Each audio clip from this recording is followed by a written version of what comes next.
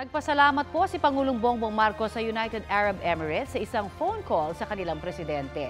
Dahil po yan sa pagpardon ng UAE sa 143 Pinoy doon ayon sa Presidential Communications Office. Sabi ng Department of Foreign Affairs, Hunyo pa nang bigyan ng pardon ang mga Pinoy kasabay ng selebrasyon ng Idil Adha. Nahaharap daw ang mga Pinoy sa mga minor offense sa bansa. Nagpasalamat din daw siya sa bansa sa pag-abot ng tulong sa nakaraang mga bagyo na nanalasa sa Pilipinas. Umaasa raw ang Pangulo na lalo pang titibay o tumibay ang relasyon ng Pilipinas at ng UAE.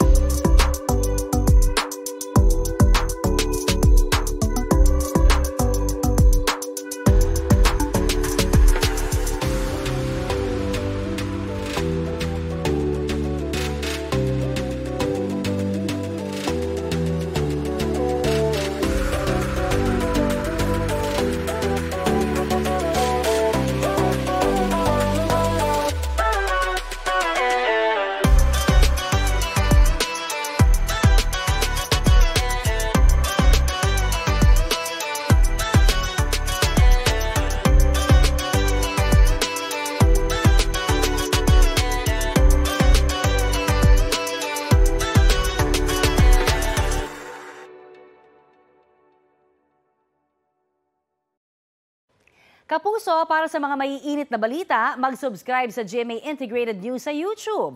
Sa mga kapuso naman abroad, subaybayan nyo kami sa GMA Pinoy TV at sa www.gmanews.tv.